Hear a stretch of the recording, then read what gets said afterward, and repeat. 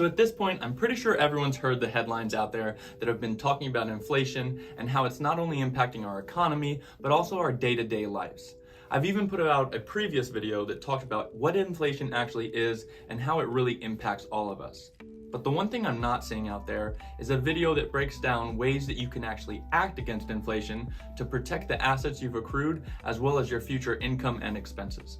So what I'm going to cover in this video is 3 categories of ways that I think you can actually fight inflation that's happening right now, since it doesn't look like it's one of those transitory things that the government was talking about at first. So the first category I'm going to call is called cutting expenses.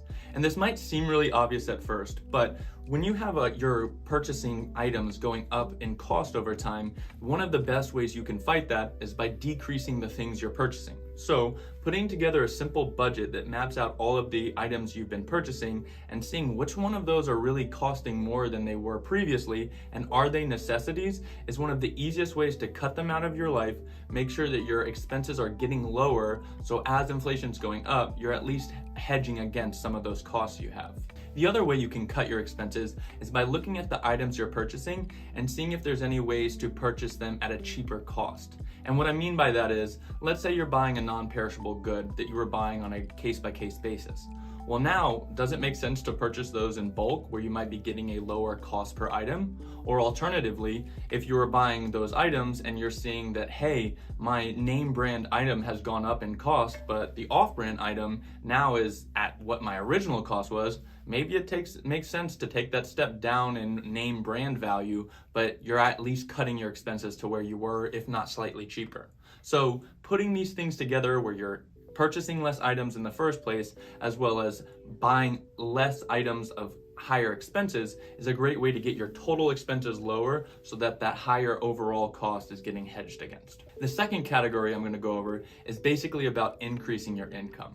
If all the items that are going on in your life are costing more, you are going to need more income to be able to cover those unless you want to decrease your lifestyle. So the first thing you can do, and what you're seeing across the board, is wage increases. So you need to look at your employer, wherever that is, and say, hey, have they accounted for the fact that I have now higher costs, and when I have my salary increase, whether it's on a semi-annual or annual basis, was that factored in? Now, sometimes it's an uncomfortable conversation, but having that talk with your boss may in fact result in you taking on other activities or you just getting paid and compensated appropriately, but you now have a higher income that can offset those higher expenses you have. Going hand in hand with that, I would say that you can also find other income producing sources.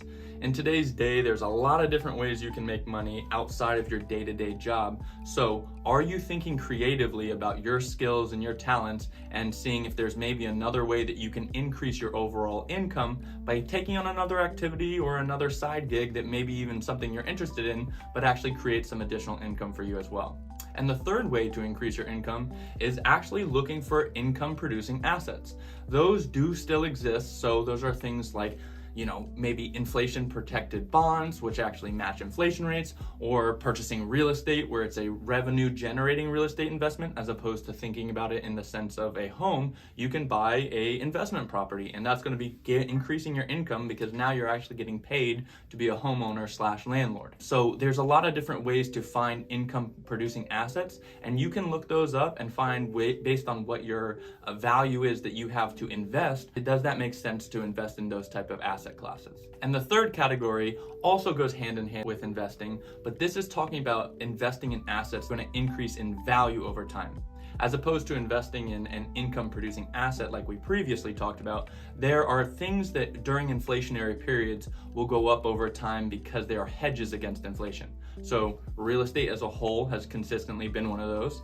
A lot of times precious metals, things like gold, have gone up in inflationary periods, and even certain stocks, depending on how that stocks reacts to inflationary periods, may go up. So you need to do your research and kind of evaluate what those might be, But investing in asset classes that are going to increase over time may not necessarily increase your income now, but you're at least protecting against the deterioration of your wealth. All three of those things are different techniques you can do. I'm not a financial advisor, but I do think it's important for you to know what's going on in the economy and making sure that you're protecting not only your day-to-day lifestyle, but your lifestyle of the future. So I hope you found this video helpful. Feel free to leave a comment or reach out to me with a DM if you have any questions, because I love this stuff and happy to talk about it with you too. Hope you're doing your best you can against this inflationary period.